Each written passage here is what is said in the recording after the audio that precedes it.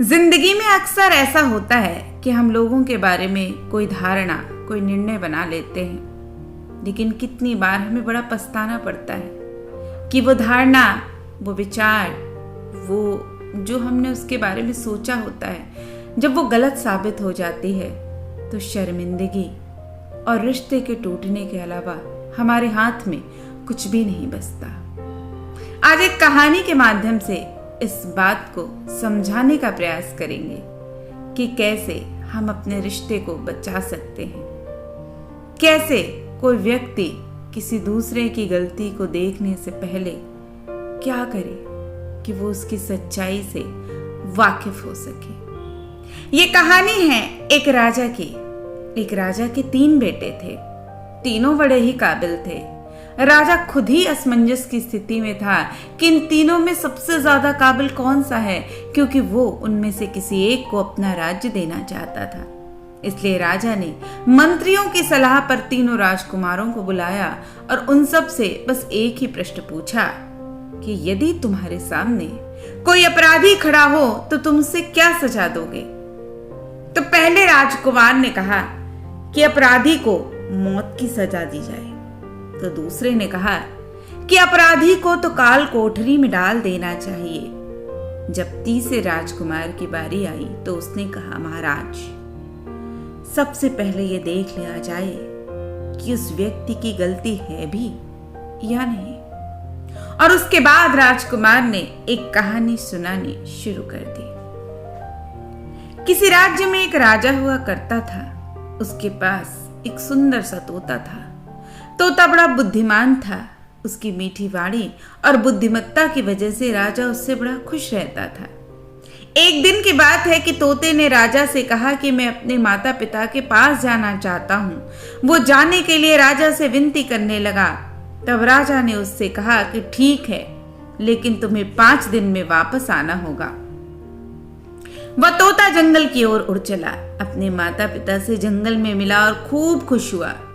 ठीक 5 दिन बाद जब वह वापस राजा के पास जा रहा था, तब उसने एक सुंदर सा उपहार राजा के लिए ले जाने के बारे में सोचा।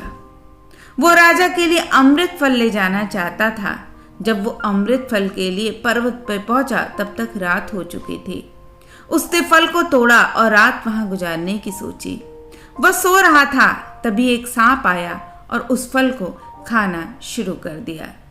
सांप के जहर से वो अमृत फल विषाक्त हो चुका था। जब सुबह हुई तब तोता उड़कर राजा के पास पहुंच गया और कहा, राजन, मैं आपके लिए अमृत फल लेकर आया हूं। इस फल को खाने के बाद आप हमेशा के लिए जवान और अमर हो जाएंगे। लेकिन तभी मंत्री ने कहा कि महाराज, पहले देख लीजिए ये फल सही भी है या नहीं। राजा ने ये बात मान ली और फल में से एक टुकड़ा एक कुत्ते को खिलाया। जैसे ही कुत्ते ने उस फल को खाया, वो तड़प तड़प कर मर गया। अब राजा बड़ा क्रोधित हुआ। अपनी तलवार से तोते का सिर धड़ से अलग कर दिया। राजा ने वह फल बाहर फेंक दिया। कुछ समय बाद उसी जगह पर एक पेड़ उगा। राजा ने सख्त हिदायत दी कि कोई भी इस पेड़ का फल न खाए, क्योंकि राजा को लगता था कि यह अमृत फल विषाक्त होते हैं और तोते ने यही फल खिलाकर उसको मारने की कोशिश की थी। एक दिन एक बूढ़ा आदमी उस पेड़ के नीचे आराम कर रहा था।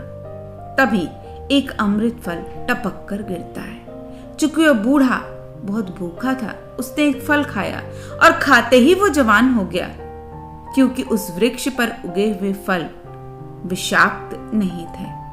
जब इस बात का पता राजा को चला तो उसे बड़ा पछतावा हुआ और उसे अपनी करनी पर लज्जा भी हुई।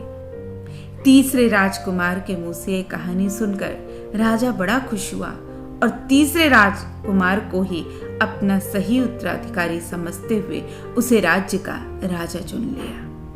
याद रखें मित्रों कि किसी भी अपराधी को सजा देने से पहले या किसी भी व्यक्ति के बारे में कोई भी धारणा बनाने से पहले, उसको गलत मानने से पहले ये जरूर देख लें कि गलती उसकी है भी या नहीं।